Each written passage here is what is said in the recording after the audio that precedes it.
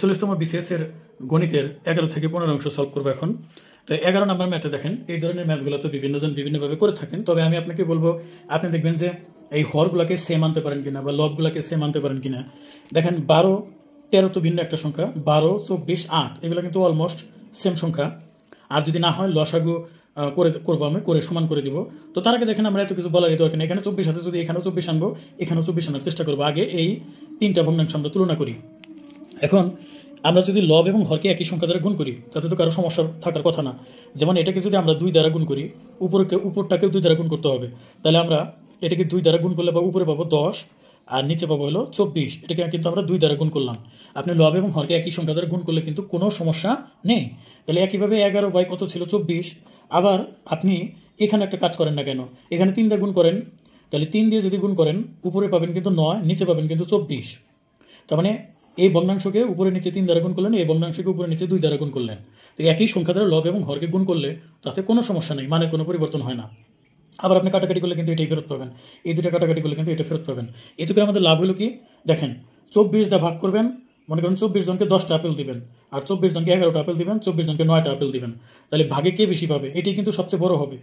কারণ 24 জনকে দিলেন 11টা আপেল, একটু হলেও তো বেশি পাবে, তাই না? আর 24 জনকে 10টা দিলেন, 24 জনকে 9টা দিলেন, এটা কিন্তু একটু হলেও বড় আছে। তো তাহলে আমরা পেলাম এই তিনটা ভগ্নাংশ, এইটা, এইটা এবং এইটা, এই তিনটার ভিতরে বড় হলো 11/24। এখন দেখি তো আরেকটা আছে 6/13, এই দুটোর মধ্যে বড় কোনটা। এখন একইভাবে এই দুটো কিন্তু লসাগু করে ওইভাবে করতে পারেন। তাছাড়া একটা ওয়ে আছে যে আমরা এইভাবে আর গুণ করি, 24 6 দিয়ে যদি গুণ করি আমরা, তাহলে এখানে কত হবে 4 6 24, 24 4 হাতের হলো 2, 2 6 2 12, তাহলে 144 হবে। এই পাশে পাবো আমরা 144। আর এইদিকে যদি আমরা গুণ করি, 13কে গুণ করবো 11 দিয়ে, তাহলে 13কে 13 কাটলাম এক ঘর, আবার 13কে 13, তাহলে এখানে 3, এতে কত 4 আর 1, 143। তাহলে এই সাইডে আমরা গুণ করে পেলাম 143। তাহলে বড় কোনটা, বড় কোনটা ওই যে 144 দিল, সেটা কিন্তু বড়। তাহলে 6/13, এটা যদি, এটার মান যদি 144 পাইছি আর এটার মান 11/24, এর মান যদি 143 পাইছি, তাহলে বড় কিন্তু আমি 6/13 এটাকে ধরে নেব। তাহলে খ নাম্বারটা হবে রাইট অ্যান্সার। এছাড়া চাইলে আপনি কিন্তু সবগুলো এইভাবে পাশাপাশি লিখে এই আর গুণ করে এইভাবে কিন্তু তুলনা করতে পারতেন, কিন্তু আমি যে ওয়েতে করলাম এতে করে একটু হলেও সময় কম লাগবে। দেখেন বিসিএসে শুধু ম্যাথ পারাটাই মেন জিনিস না, আপনি যদি একটা ম্যাথ করতে অনেক সময় লাগান সেটা কিন্তু আরও মানে কি বলবো যে পজিটিভ কোনো রেজাল্ট বহন করবে না। 12 নাম্বার ম্যাথটা আসলে আপাতত দেখে কঠিন মনে হলেও কিন্তু আসলে কঠিনের কিচ্ছু নাই। দেখেন আমাদের এই দুটা মান দেওয়া আছে, এখানে এটার মান বের করতে হবে, কিন্তু এটার মান আমি কিভাবে বের করব, দেওয়া আছে 1/a এরকম দেওয়া আছে, তো আমাদের মান তো এরকম দেওয়া নাই। অসুবিধা নাই, এটাকে আমরা ক্যালকুলেশন করতে পারবো। এটাকে যদি আমরা এইভাবে ক্যালকুলেশন করি, এ স্কোয়ার কাটা গেলে থাকবে বি স্কোয়ার প্লাস এই বি স্কোয়ার কাটা গেলে থাকবে এ স্কোয়ার, লসাগু করলাম। পরবর্তীতে আমরা তাহলে এখানে এ স্কোয়ার প্লাস বি স্কোয়ার, নিচে হলো এ স্কোয়ার বি স্কোয়ার, এভাবে কিন্তু লিখতে পারবো।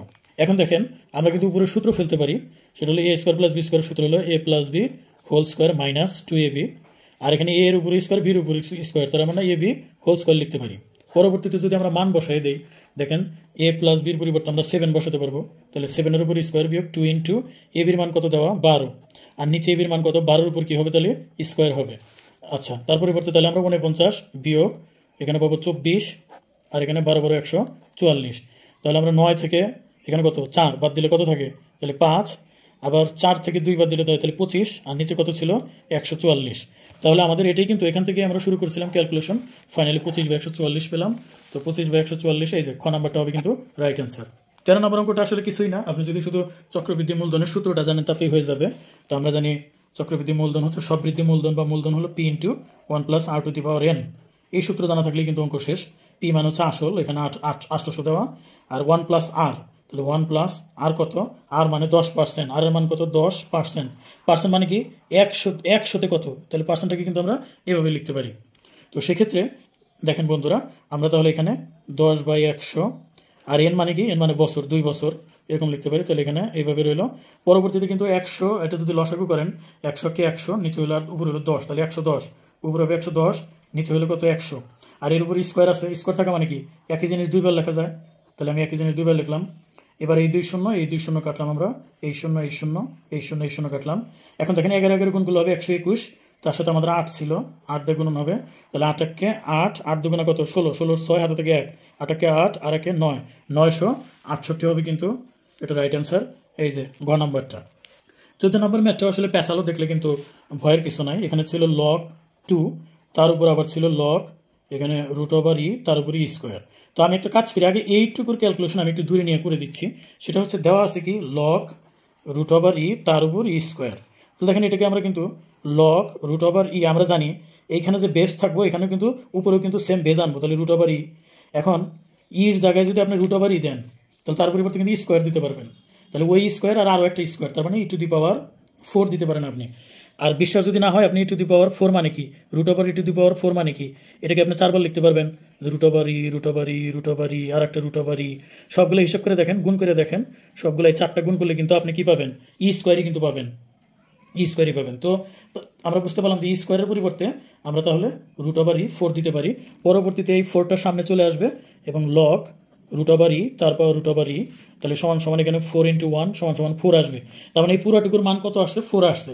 তাহলে আমি এখানে লগ 2 এর পাওয়ার 4 লিখলাম, যেহেতু এইটুকুর মান আমি ক্যালকুলেশন করে 4 পেয়েছি। তাহলে এখন দেখেন, এখন তো একদম সহজ হয়ে গেল ম্যাথটা। তাহলে 2 এর পাওয়ার 2 তার পাওয়ার 2 লিখতে পারি, যেহেতু 4কে ভাঙাইলে আমরা এইভাবে লিখতে পারি। তাহলে এই 2 সামনে নিয়ে আসলাম, তাহলে রইল লগ 2 এর পাওয়ার 2 সমান 2 × 1 মানে 2 হবে এটার অ্যান্সার। সো এই যে ঘ নাম্বারটা হবে রাইট অ্যান্সার। আজকের ক্লাসে সর্বশেষ ম্যাথ করতেছি। এখানে 1 থেকে 440 পর্যন্ত সংখ্যাগুলোর একটি দ্বৈব চয়ন পদ্ধতিতে নেওয়া হলে সংখ্যাটি বর্গ সংখ্যা হওয়ার সম্ভাবনা কত? এটি কিন্তু প্রাইমারিতেও এসেছিল, তো আপনারা একটু কেয়ারফুলি দেখবেন, সম্ভাব্যতর ম্যাথগুলো বিভিন্ন পরীক্ষায় এসে থাকে। এখানে বলছে যে 1 থেকে 440 পর্যন্ত সংখ্যাগুলো একটি দ্বৈব চয়ন পদ্ধতিতে নেওয়া হলে সংখ্যাটি বর্গ সংখ্যা হওয়ার সম্ভাবনা কত? এখন বর্গ সংখ্যা মানে কি? যেমন 1 এর উপর বর্গ করলে 1ই থাকে, তাহলে 1 আসতে পারে। 2 এর উপর স্কোয়ার করলে কত হয় বলেন তো? 4 আসতে পারে। 3 এর উপর স্কোয়ার করলে 9 আসতে পারে। এগুলো কিন্তু পূর্ণবর্গ সংখ্যা। আচ্ছা, একইভাবে 4 এর উপর স্কোয়ার করলে কত হবে? 16। তাহলে এইভাবে কতগুলো পূর্ণবর্গ সংখ্যা হতে পারে? কত পর্যন্ত? 440 পর্যন্ত। তাহলে এইভাবে আমি 5 এর উপর, 6 এর উপর, 7 এর উপর, 8 এর উপর, 9 এর উপর এভাবে কিন্তু নিতেই থাকবো। একটা সময় 20 এর উপর যদি স্কোয়ার করি তাহলে কত হবে বলেন তো? 400 হবে। কিন্তু 20 × 20 400। তার মানে কি এই 1, 4, 9, 16 এইভাবে কিন্তু আসতেই থাকবে। এখন যদি 21 এর উপর স্কোয়ার দিয়ে আর একটা সংখ্যা যদি বাড়ায় নেই তাহলে কত হয়? তাহলে 21 গুণন আবার 21, তার মানে আমরা 21 কে 21 কাটলাম একবার, আর 21 × 2 = 42, এটা লিখলাম। তাহলে 1, 4, 4, তাহলে 441 হয়ে যায়। আমাদের তো 441 হওয়া যাবে না, 440 পর্যন্ত হইতে হবে। সুতরাং এই 21 পর্যন্ত এর পূর্ণবর্গ সংখ্যা কিন্তু নেওয়া যাবে না। তাহলে নেওয়া যাবে কত পর্যন্ত? 400 পর্যন্ত, 1 থেকে 400 পর্যন্ত। তো আমরা তো এই সংখ্যাগুলো, তার মানে কয়টা সংখ্যা এরকম নেওয়া যাবে? আমার হিসাব করার দরকার নাই যে এরকম 16 পরে 36 পরে 49 করারই দরকার নাই, কারণ এই যে এই সাইড থেকে বুঝতে পারতেছি যে এরকম সংখ্যা আসবো টোটাল আমার 20টা। এই যেহেতু সবগুলোর স্কোয়ারই নেওয়া যাইতেছে, তার মানে এরকম সংখ্যাগুলো হলো 20টা। সো আমরা দ্বৈব চয়ন পদ্ধতিতে নিলে পূর্ণবর্গ সংখ্যা হবে 20টার যে কোনোটা আসতে পারে। এবং আমার টোটাল সংখ্যা কত? 440। সম্ভবত বের করার নিয়মই হচ্ছে যে আপনার প্রত্যাশিত যে সংখ্যাটা সেটা উপরে দিবেন আর টোটাল সংখ্যাটা নিচে দিবেন। তো এখন আমরা যদি কাটাকাটি করি, এটা কাটাকাটি যায়, আবার এটাকে 2, এটাকে 2, সুতরাং 1/2, এটা হবে কিন্তু রাইট অ্যান্সার, এই যে ক নাম্বারটা। তো শিক্ষার্থী বন্ধুরা, আপনাদের আমি বলি যে আমি ভিডিওগুলো সাধারণত বিস্তারিত, শর্টকাট টেকনিক, বিভিন্ন এবং একটা সূত্র কীভাবে আসলো অনেক সময় সেটাও আমি ব্যাখ্যা করে বলি। এটা মোটেও বিরক্ত হবেন না, মনে রাখবেন একবার যদি আপনি ভালোভাবে বুঝতে পারেন তাহলে কিন্তু পরবর্তীতে ওই টাইপের ম্যাথ আসলে আপনি নিজে থেকেই কিন্তু করে ফেলতে পারবেন। কিন্তু আমরা অনেকেই যেটা করি যে শর্টকাট মুখস্থ করা আরম্ভ করি এবং বুঝে না বুঝে পরীক্ষায় গিয়ে দেখি যে এলোমেলো হয়ে গেছে, আর নেগেটিভ মার্কের জন্য আরও মার্ক বরং কমে যায়। তো সেক্ষেত্রে আমি বলবো বন্ধুরা, আপনারা অবশ্যই আগে ভালোভাবে বুঝবেন, ভালোভাবে বোঝার পর নিজে থেকে শর্টকাট তৈরি করবেন বা পরবর্তীতে শর্টকাট ফলো করবেন। ধন্যবাদ সবাইকে। আমার জন্য দোয়া করবেন, আমি যেন কন্টিনিউ আপনাদের জন্য ভিডিও করে যেতে পারি। আসসালামু আলাইকুম।